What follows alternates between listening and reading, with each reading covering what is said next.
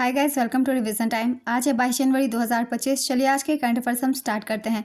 अगर आप सभी को ये वीडियो हेल्पफुल लगे तो इसे लाइक कर दीजिएगा और साथ ही चैनल भी सब्सक्राइब कर लीजिए। इस तरह के कम टाइम की करंट अफेयर्स की वीडियो आपको हर दिन मिलते रहेंगे। तो चलिए स्टार्ट करते हैं आज के सारे करंट अफेयर्स के क्वेश्चन। मगर उससे पहले जान लेते हैं 21 जनवरी को पूछे गए क्वेश्चन का सही आंसर क्या है। टेनिस खिलाड़ी नोवाक जोकोविच किस देश के हैं? Option A Spain, option B Serbia, option C पुर्तगाल, ऑप्शन डी अर्जेंटीना। इसका सही आंसर है ऑप्शन बी सर्बिया। चलिए अब आज के करंट अफेयर्स हम स्टार्ट करते हैं। क्वेश्चन नंबर 1, हाल ही में किसको उच्च शिक्षा सचिव नियुक्त किया गया? इसका आंसर है विनीत जोशी। श्री विनीत जोशी ने शिक्षा मंत्रालय के उच्च शिक्षा विभाग के सचिव का पदभार ग्रहण किया। इससे पहले वे मणिपुर के मुख्य सचिव थे और शिक्षा क्षेत्र में प्रमुख पदों पर रहे, जिनमें एनटीए के महानिदेशक और सीबीएसई के अध्यक्ष सम्मिलित हैं। श्री जोशी ने आईआईटी कानपुर से मैकेनिकल इंजीनियरिंग और आईआईएफटी से एमबीए की डिग्री प्राप्त की है। निधि खरे को तत्काल प्रभाव से नवीन एवं नवीकरणीय ऊर्जा मंत्रालय के सचिव का अतिरिक्त प्रभार दिया गया है। नेक्स्ट क्वेश्चन, पूर्वी भारत की पहली खगोलीय वेधशाला किस राज्य में स्थापित की गई है? इसका आंसर है पश्चिम बंगाल। पूर्वी भारत की पहली और देश की छठी खगोलीय वेधशाला का उद्घाटन पश्चिम बंगाल के पुरुलिया जिले के गढ़पंचकोट क्षेत्र में पंचेट पहाड़ी पर किया गया। यह वेधशाला केंद्रीय विज्ञान एवं प्रौद्योगिकी मंत्रालय के विज्ञान एवं प्रौद्योगिकी विभाग के तहत की गई है। यह वेधशाला लद्दाख, नैनीताल, माउंट आबू राजस्थान, पुणे में गुरबानी हिल्स और तमिलनाडु के कवलूर के बाद भारत में छठी ऐसी वेधशाला है। गढ़पंचकोट पहाड़ियों में स्थापित वेधशाला का नाम प्रसिद्ध वैज्ञानिक सत्येंद्र नाथ बोस के नाम पर रखा गया है। इस वेधशाला बनाने की परियोजना 2012 में शुरू हुई थी और इसे 4.9 एकड़ भूमि पर बनाया गया है। वेधशाला में वर्तमान में एक 14 इंच व्यास की दूरबीन है और जल्द ही एक और 1 मीटर व्यास की दूरबीन स्थापित की जाएगी। नेक्स्ट क्वेश्चन, रक्षा मंत्री राजनाथ सिंह ने कितने स्थान को युद्ध पर्यटन के रूप में चिन्हित किया है? इसका आंसर है 77। 15 जनवरी 2025 को रक्षा मंत्री राजनाथ सिंह ने गलवान घाटी एवं डोकलाम सहित 77 स्थलों को युद्ध पर्यटन के रूप में चिन्हित किया है। यह पर्यटन स्थल युद्ध या संघर्ष से जुड़े हुए हैं। इन पर्यटन स्थलों में सक्रिय संघर्ष क्षेत्र, प्रसिद्ध युद्ध क्षेत्र, युद्ध स्मारक, जेल शिविर और संग्रहालय शामिल है। प्रमुख युद्ध पर्यटन स्थल है डोकलाम, गलवान घाटी, द्रास, कारगिल, सियाचिन बेस कैंप, लोंगेवाला राजस्थान, बुमला और किबिथू यह अरुणाचल प्रदेश में है। नेक्स्ट क्वेश्चन, हाल ही में भारतीय सेना ने कब नागरिक नौसैन्य वर्ष मनाया? इसका आंसर है 17 जनवरी।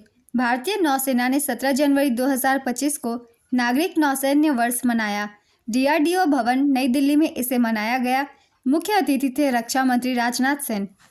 नौसेना नागरिक कर्मचारियों द्वारा रचित एक नौसेना नागरिक गीत जी जान लगन से का लाइव प्रदर्शन किया गया।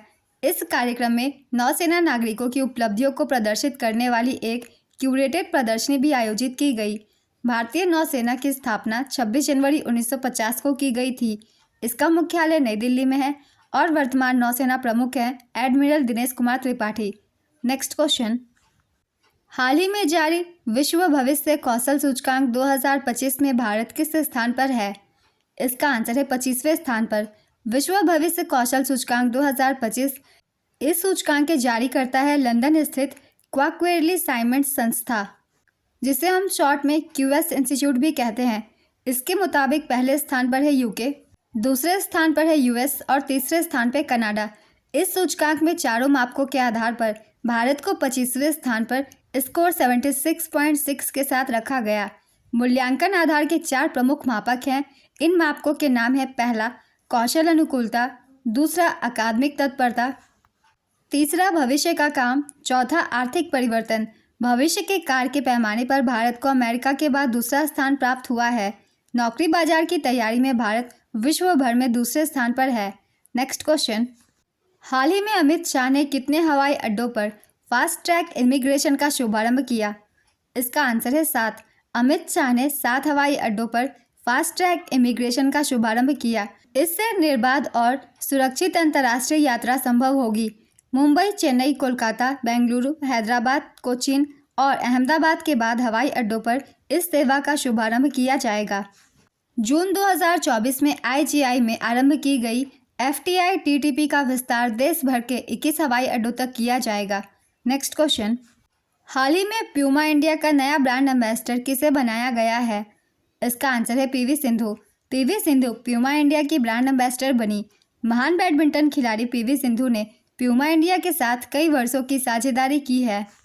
प्यूमा द्वारा विशेष वस्तुओं के साथ उच्च प्रदर्शन वाली बैडमिंटन रेंज की एक श्रृंखला पेश की जाएगी। यह साझेदारी 2025 इंडिया ओपन में अपनी शुरुआत करेगी।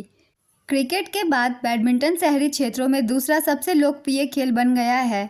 नेक्स्ट क्वेश्चन, जनवरी 2025 में PM मोदी ने कहां पर एशिया के दूसरे सबसे बड़े इस्कॉन मंदिर का उद्घाटन किया?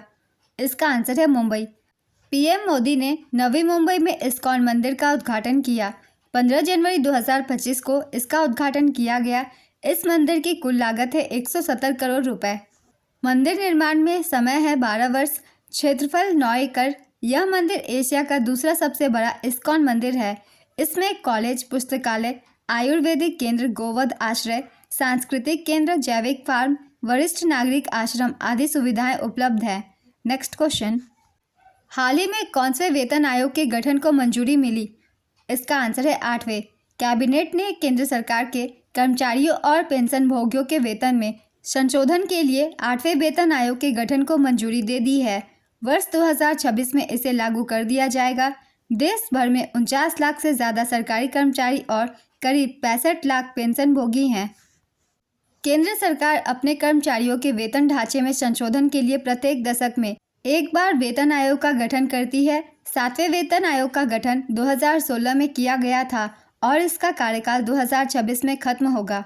नेक्स्ट क्वेश्चन, हाल ही में प्रधानमंत्री नरेंद्र मोदी ने कहां पर भारत मोबिलिटी ग्लोबल एक्सपो 2025 का उद्घाटन किया?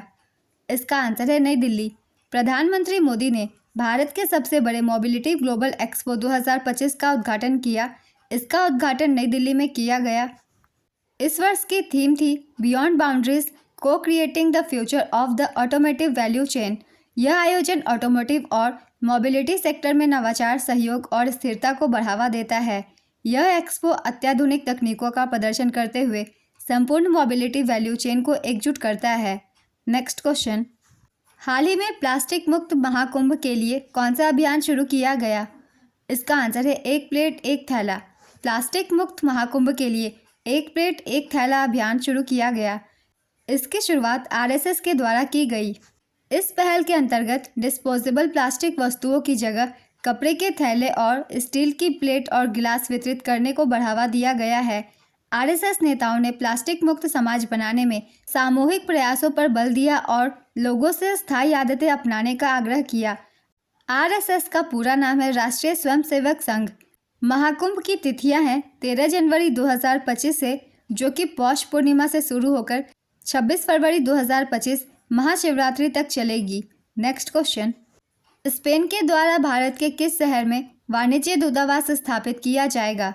इसका आंसर है बेंगलुरु। स्पेन के द्वारा बेंगलुरु में वाणिज्य दूतावास स्थापित किया जाएगा। इसके अलावा भारत और स्पेन 2026 को संस्कृति, पर्यटन और कृत्रिम बुद्धिमत्ता में प्रगति का जश्न मनाने के लिए ड्यूल ईयर के रूप में चिन्हित किया जाएगा। स्पेन की राजधानी है मैड्रिड। मुद्रा यूरो और राजा का नाम है फिलिप 6। प्रधानमंत्री का नाम है पेड्रो सांचेज। आज के सारे करंट अफेयर्स के क्वेश्चंस कंप्लीट होते हैं। चलिए अब आज का क्वेश्चन देखते हैं क्या है। हाल ही में कौन से वेतन आयोग के गठन को मंजूरी मिली? ऑप्शन A 7वें, ऑप्शन B 8वें, ऑप्शन C 9वें, ऑप्शन D 10वें। अपना आंसर गेस कीजिए या फिर कमेंट बॉक्स में दीजिए। अगर आप सभी को ये वीडियो हेल्पफुल लग रही हो तो इसे लाइक कर दीजिएगा और साथ ही चैनल भी सब्सक्राइब कर लीजिए। इस तरह के कम टाइम के करंट अफेयर्स की वीडियो आपको हर दिन मिलते रहेंगे। फिर मिलते हैं अगले वीडियो के साथ। आप सभी को थैंक यू।